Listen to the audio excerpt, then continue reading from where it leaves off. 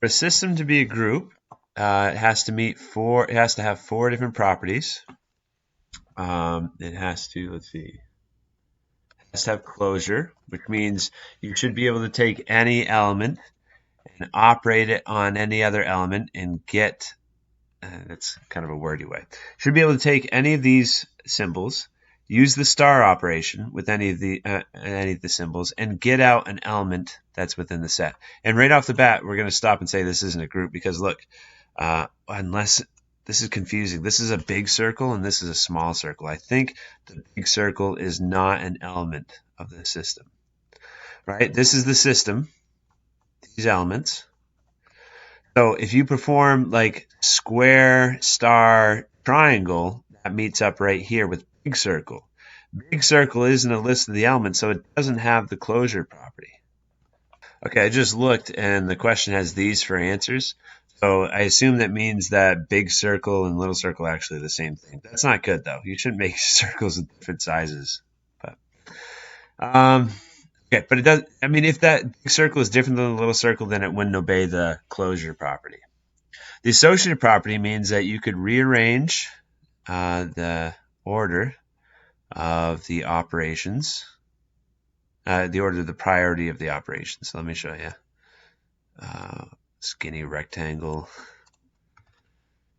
So if I put a parentheses around this, I should get the same thing as if I put a parentheses around these. That would be having the associative property for any set, any three elements in the set. And that's going to hold, actually. It's going to have the associative property because no matter what you do, whether you do these first and then these, you're always going to get out a circle. And then little circle is going to make, I shouldn't say little circle. Circle gives us circle.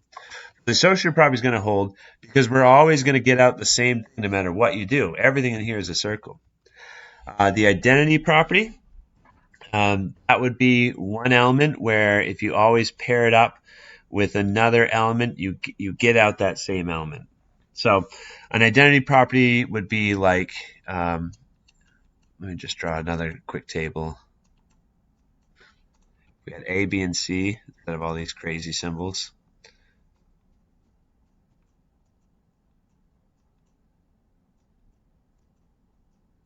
So A is the, oops, I messed this up. It needs to be, A would be the identity property here, because if you pair A up with any other letter, it spits back out that letter. It's like 1 in terms of multiplication, right? If you multiply 1, any other number, you get out that other number as a result. 1 is the identity property of multiplication. Okay, so as the identity element, I should say. So the identity element here, it looks like everything's an identity element. There's supposed to be, actually, sorry, no, nothing is the identity element because look, if you pair up the heart, the circle, you get out a circle. So far, that's the identity element. The heart is being the identity element. You pair if it really is the identity element, you should be able to pair it up with something and you get back out that something. But if you do heart square, you get out circle. It's not spitting out the other element, so there is no identity element here.